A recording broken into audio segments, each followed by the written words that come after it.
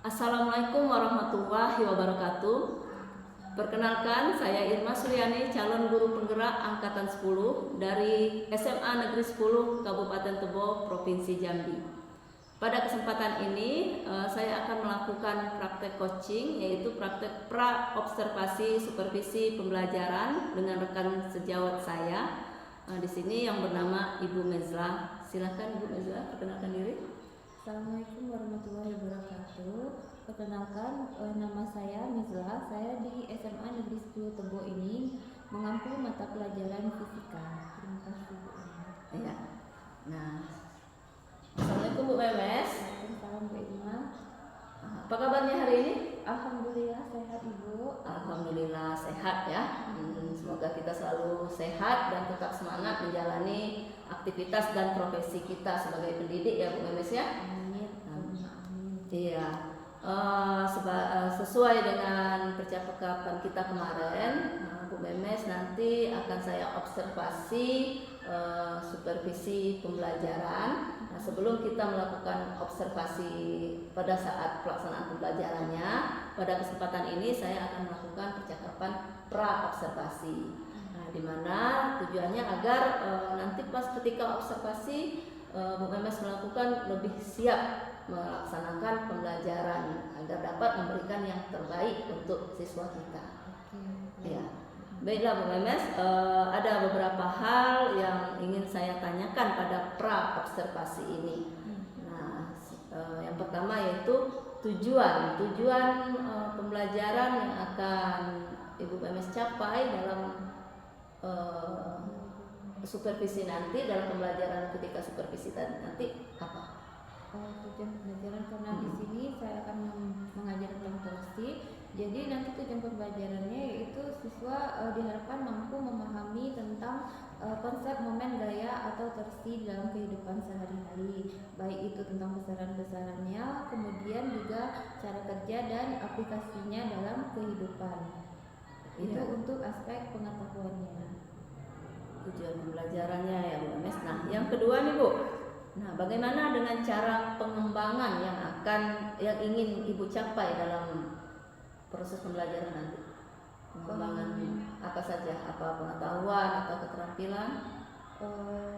Untuk di awal tentu kalau saya rencananya itu ada pengetahuannya dulu. Nanti setelah beberapa saat akan dicobakan di keterampilannya. Pengembangan pengetahuan di sini. Pengembangan pengetahuan yang bagaimana yang akan Ibu Memes capai? Untuk pembagian pengetahuan, karena ini fisika berarti nanti diharapkan siswa tahu dulu besaran-besaran fisiknya apa, kemudian aplikasinya di mana, nanti baru dirancang mengaplikasikannya langsung di kehidupan. Nah, itu nanti baru di bagian keterampilannya. Iya, baik Bu Memes. Nah, kemudian selanjutnya bagaimana nih rancangan pembelajaran yang Ibu Memes persiapkan, seperti strateginya, model pembelajarannya, kemudian metode, setelah itu penugasannya ya. Untuk strategi rencananya karena sekarang sudah ada pembelajaran berdiferensiasi, jadi saya akan mencoba menerapkan pembelajaran berdiferensiasi di mana nantinya di sini akan saya laksanakan pertama diferensiasi proses, yaitu selama pembelajaran ada siswa yang akan saya biarkan kerja sendiri karena menurut penilaian saya mereka bisa mengerjakan sendiri. Kemudian nanti untuk siswa yang merasa kesulitan atau kelompok yang merasa kesulitan akan saya berikan bimbingan langsung. Kemudian nanti karena ini ada sesi diskusi, kemudian saya juga nanti akan menggunakan lembar kerja peserta didik. Kemungkinan akan terjadi diferensiasi produk. Nanti siswa akan menghasilkan karya yang berbeda-beda, kemudian cara penyampaiannya juga berbeda-beda. Nah, pembelajaran ini nantinya juga rencananya akan terintegrasi pembelajaran yang ada kecerdasan sosial dan emosionalnya.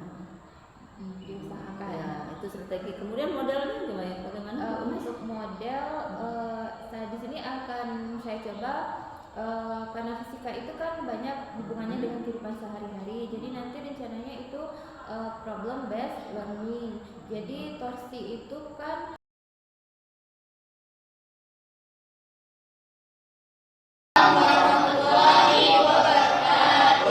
baik, sebelum kita mulai belajar, kita berdoa dulu. Mari yang tolong pimpin doanya. Semua siap, berdoa mulai. Berdoa selesai. Apa kabar semuanya? Ada yang sakit? Siapa? Sama? Untuk pembelajaran hari ini kita akan menggunakan aplikasi Quizizz. Jadi dari pembelajaran sampai quiz nanti ada di Quizizz, ya. Kamu kan kemarin sudah menulis dulu bawa handphone masing-masing. Jadi nanti semuanya login, ada kodenya nanti. Silakan login ke Quizizz. Kan bergabung ke Quizizz-nya. Kodenya ada di depan. Jadi hari ini kita akan belajar tentang dinamika rotasi dan kesetimbangan benda tegak. Nah, ada yang bisa bantu Mimi untuk bacakan apa kompetensi dasarnya? Kompetensi dasar 3.1 menerapkan konsep torsi, momen inersia, titik berat, dan momentum sudut pada benda tegar, statis dan dinamis dalam kehidupan sehari-hari. Indikator pencapaian kompetensi yaitu menemukan konsep momen gaya atau torsi, menganalisis besaran-besaran yang berpengaruh terhadap besarnya momen gaya, menemukan pemanfaatan momen gaya atau torsi dalam kehidupan, menghitung besar nilai torsi untuk berbagai keadaan. Tujuan pembelajaran melalui kegiatan pembelajaran model problem-based learning dan pendekatan saintifik diharapkan peserta didik terlibat aktif dalam kegiatan pembelajaran dan bertanggung jawab dalam menyampaikan pendapat, menjawab pertanyaan, serta mampu menerapkan konsep torsi. Untuk alur pembelajaran kita hari ini, yang pertama kita identifikasi dulu masalah-masalah yang ada yang berhubungan dengan pembelajaran kita hari ini, dinamika rotasi. Nah, yang kedua nanti kamu bentuk kelompok, nanti Mimi yang bagi kelompoknya. Terus kita lakukan diskusi. Kemudian setelah melakukan diskusi, kamu melakukan analisa hasil diskusi sampai dapat kesimpulannya. Kemudian kita konfirmasi hasilnya, apakah sama yang kamu dapatkan itu dengan konsep yang ada atau bagaimana. Setelah itu kita laksanakan post test dan selesai. Selama pembelajaran nanti akan ada penilaian pengetahuan, penilaian keterampilan, dan penilaian sikap. Penilaian pengetahuan nanti dari hasil Quizizz kamu sama dari nilai post test.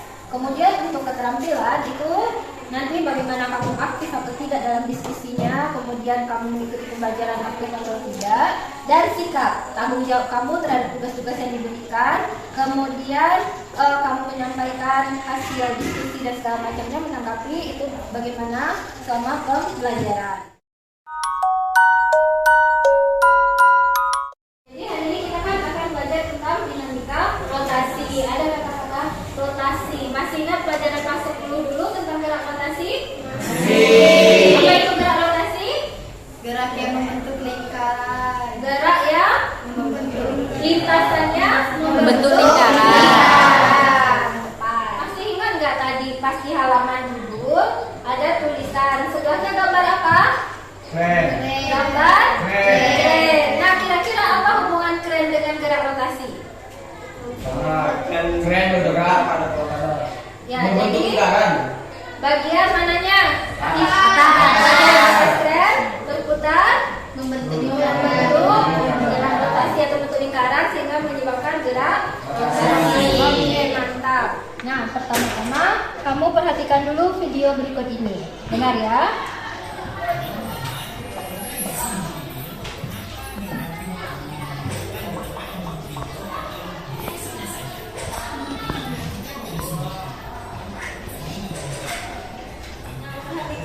Dua buah gambar ini.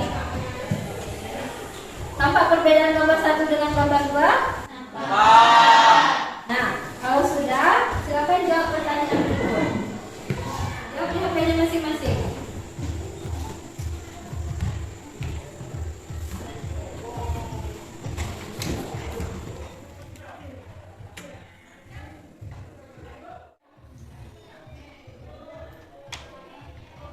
Konfirmasi jawaban tadi, mari kita lihat video berikut ini.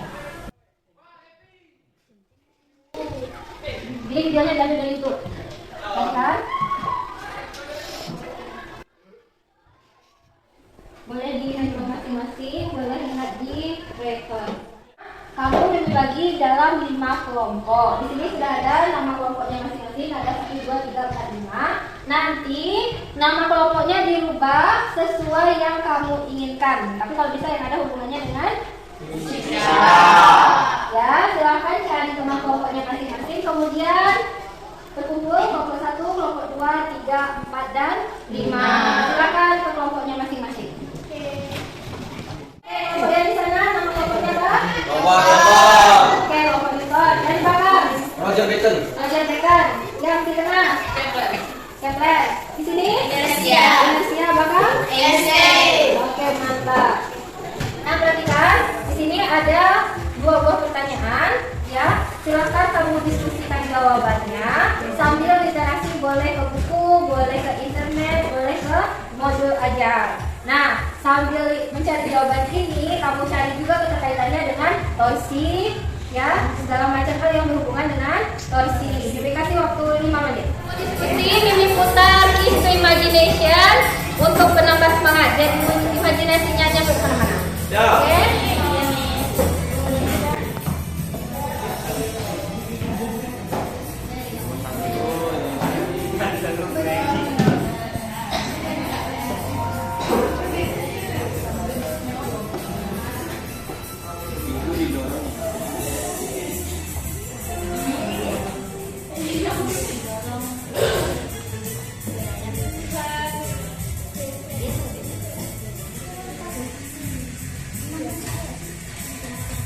Assalamualaikum warahmatullahi wabarakatuh.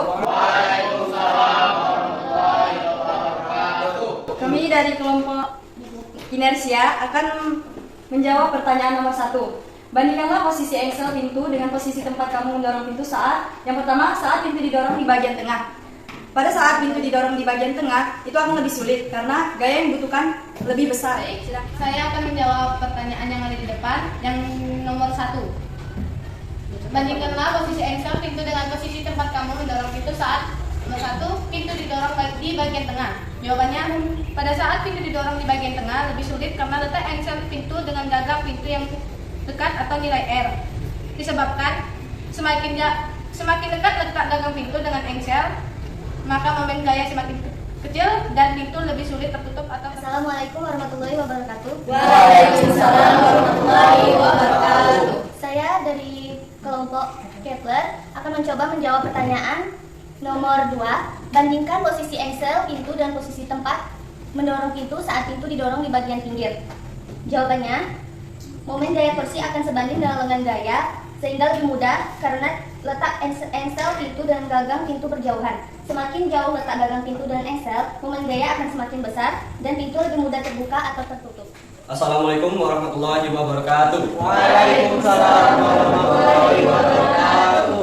Saya perwakilan dari kelompok Newton akan menjawab pertanyaan nomor 3 yang soalnya adalah apa yang dapat kamu simpulkan dari video membuka baut roda mobil.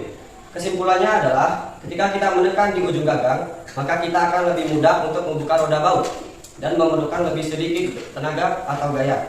Sedangkan ketika kita menekan gagang yang posisinya dekat dengan roda baut, kita lebih susah untuk membuka baut roda tersebut dan kita memerlukan lebih banyak tenaga atau gaya. Oke, baik, sebelumnya Assalamualaikum warahmatullahi wabarakatuh. Waalaikumsalam warahmatullahi wabarakatuh. Baiklah, kami dari perwakilan kelompok 2. Di sini saya akan menjawab pertanyaan yang terakhir, yaitu apa yang dapat kamu simpulkan dari video membuka baut pada roda mobil. Dari kelompok kami dapat disimpulkan adalah semakin dekat kita menekan kunci pada baut, maka gaya akan semakin kecil. Jadi membuat kita akan sulit membuka baut. Sebaliknya, kita akan semakin jauh kita menekan kunci pada baut, maka gaya akan semakin besar. Jadi kita semakin mudah untuk membuka baut.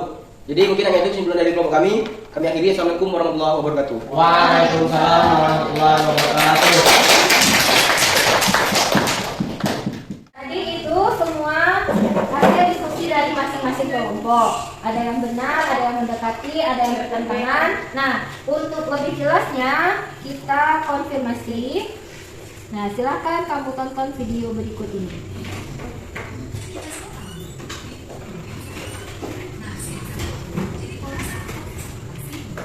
Oke, Jadi tadi sudah diskusi, sudah nonton videonya. Nah, kira-kira apa yang kamu simpulkan dari pembelajaran hari ini? Tadi kita belajar tentang momen gaya. Apa nama hari momen gaya? Nah, tosi ini kan biasanya ada lambangnya masing-masing ya untuk tiap besaran. Tosi ini besaran yang dilambangkan dengan apa tadi? Tahu. Bacanya? Tahu. Nah, terus apa lagi yang bisa kamu simpulkan? Apa yang kamu ingat dari pembelajaran tadi? Nah, apa Suci? Gaya. Tahu apa hubungannya sama gaya? Semakin besar gaya, Semakin mudah pula untuk berputar. makin mudah untuk apa? Untuk kalau kita hubungkan ke membuka pintu tadi apa? Nah, untuk berotasi, betul. Kalau makin kecil, Makin susah rotasi. oke, kemudian tadi kan ada poros pintu, ada ujung pintu tadi ada yang tempat taruh gagangnya. Nah, itu tuh apa namanya? Lengan gaya. Lengan gaya. Jadi ada L atau lengan gaya. Apa hubungannya? Dari rumusnya. Rumusnya apa berarti? Tahu. F kali L.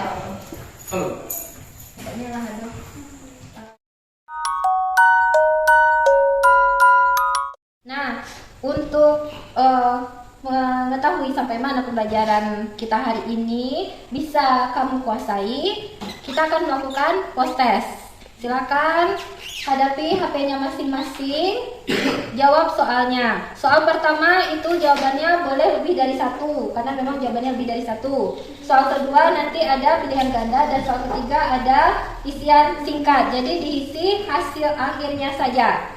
Oke, silakan mulai. 1, 2, 3.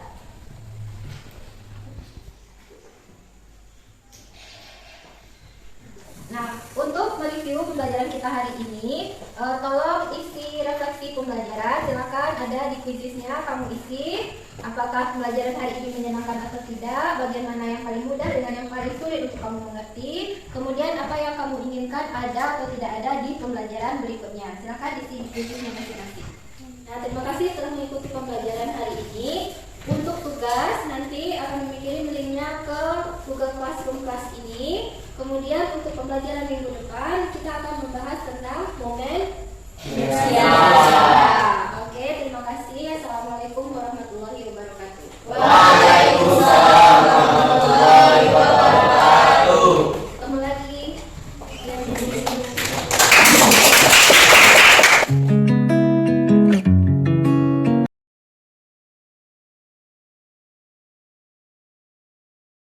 Assalamualaikum warahmatullahi wabarakatuh.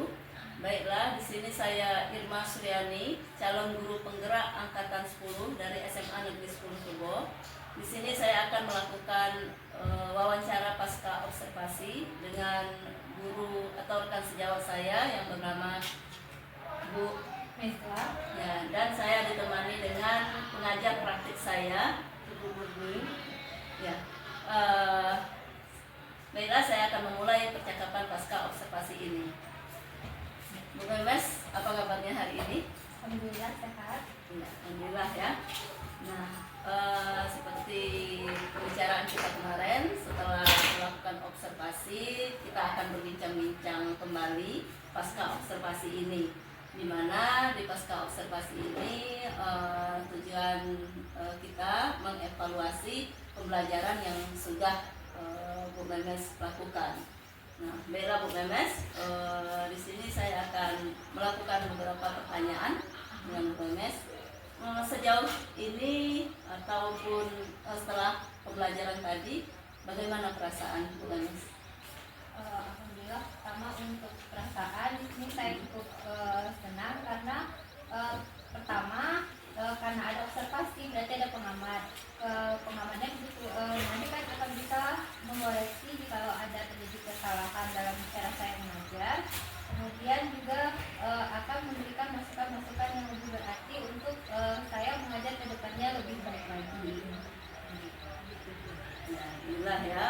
Memes tidak merasa keberatan dari diobservasi, malah merasa semangat ya.